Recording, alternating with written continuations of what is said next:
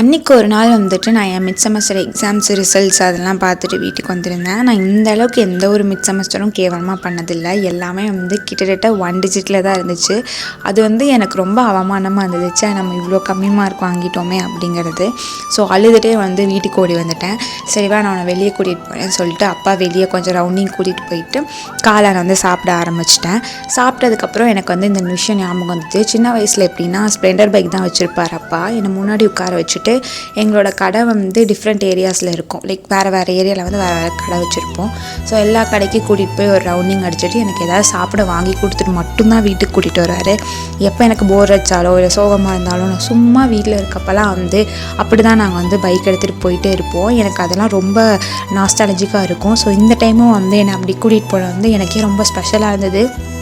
என்ன நடந்தாலும் சரியாயிரும் சொல்ல சிலர் இருந்தாலே போதுங்க, அது கண்டிப்பாகவே சரியாயிரும். அப்படி தான் டே போச்சு. பாய்ங்க.